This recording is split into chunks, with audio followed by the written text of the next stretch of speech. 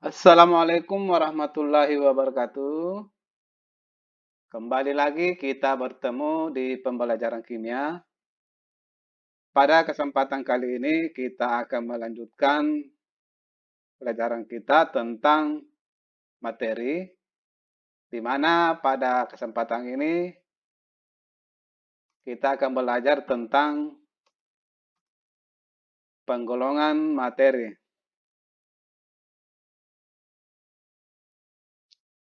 Materi terbagi dua. Yang pertama adalah zat tunggal dan yang kedua adalah campuran. Zat tunggal dibagi menjadi unsur dan senyawa. Sedangkan campuran, ada campuran homogen dan ada campuran heterogen. Sedangkan unsur sendiri terbagi menjadi unsur logam, unsur metaloid, dan unsur non-logam.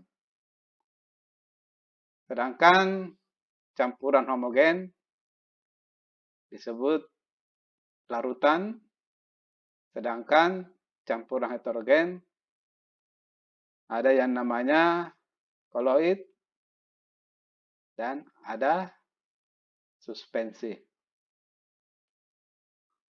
Sekarang kita lihat satu persatu, di mana materi ini tadi terbagi menjadi dua, yaitu zat tunggal dan campuran. Apa itu zat tunggal? Zat tunggal itu terdiri dari satu jenis materi saja. Contohnya air, oksigen, garam, gula, dan lain-lain. Sedangkan campuran terdiri dari dua atau lebih jenis materi. Contohnya apa saja? Ada udara, campuran semen, asap, dan lain-lain.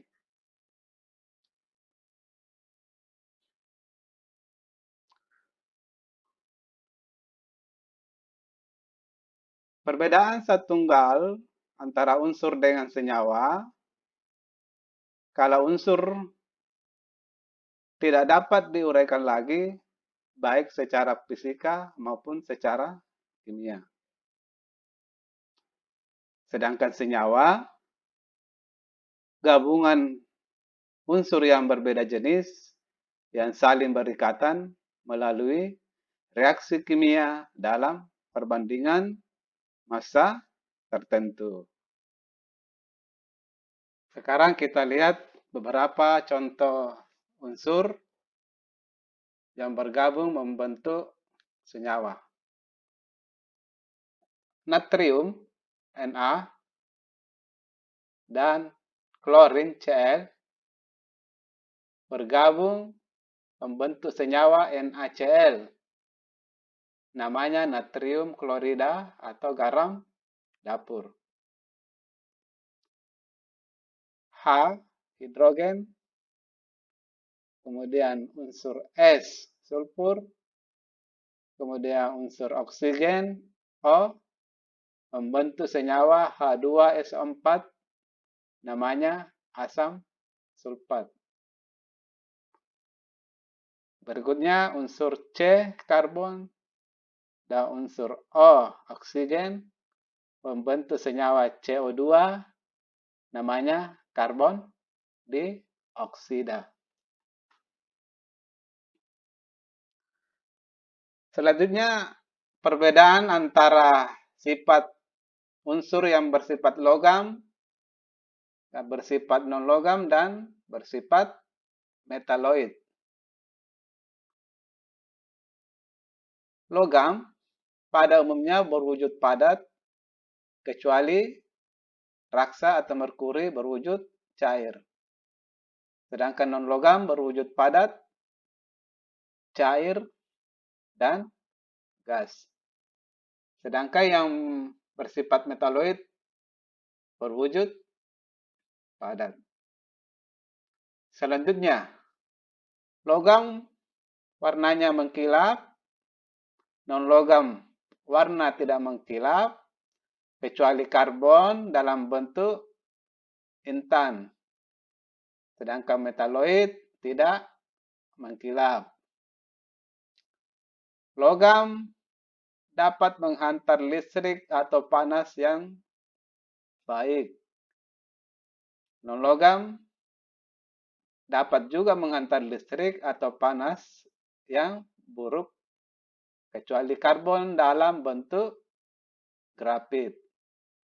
Sedangkan metaloid dapat menghantar listrik atau panas, tapi tidak sebaik dengan logam. Nah, biasa juga disebut semikonduktor. Selanjutnya, logam dapat ditempa menjadi lempengan, lembaran, atau ditarik menjadi kawat. Non-logam, itu bersifat rapuh atau tidak dapat ditempa. Metaloid, dia bersifat antara logam dan non-logam. Sekarang coba perhatikan perbedaan antara campuran homogen, yaitu larutan, campuran heterogen, yaitu koloid dan suspensi. Larutan bersifat homogen, artinya tidak bisa dibedakan antara zat terlarut dan zat pelarut, walaupun menggunakan mikroskop ultra. Kemudian koloid tampak homogen tetapi heterogen jika diamati dengan mikroskop ultra. Sedangkan suspensi heterogen artinya bisa dibedakan antara zat terlarut dan zat pelarutnya. Berikutnya, larutan ukuran partikelnya itu berdimensi kurang dari 1 nanometer. Sedangkan koloid ukuran partikelnya berdimensi 1 nanometer sampai dengan 100 nanometer. Kemudian suspensi ukuran partikelnya berdimensi lebih dari 100 nanometer. Kemudian larutan terdiri dari satu fasa, koloid 2 fasa, suspensi juga 2 fasa.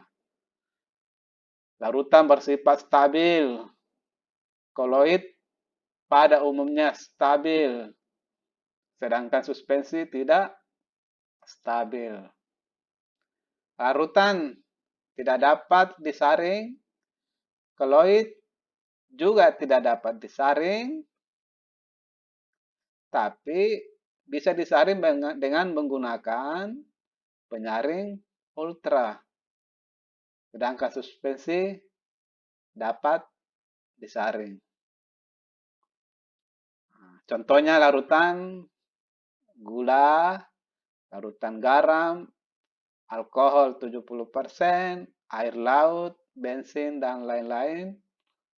Sedangkan koloid contohnya busa, susu, santan, mentega, agar-agar, asap, dan lain-lain. Sedangkan suspensi ada campuran kopi dengan air sungai yang keruh, campuran pasir dengan air, dan sebagainya.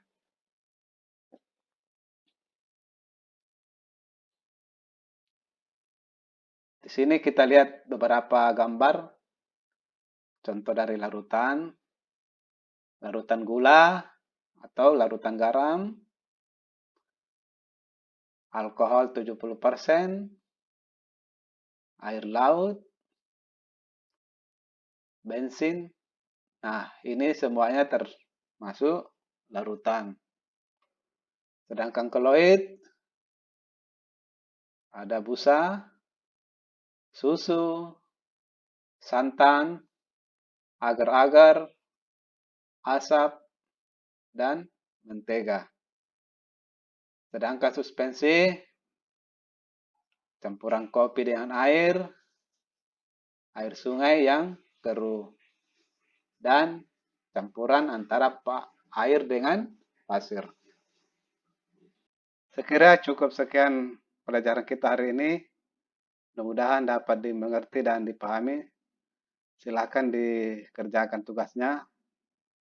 Jangan lupa tetap melaksanakan protokol kesehatan COVID-19 dan tetap semangat. Wassalamualaikum warahmatullahi wabarakatuh.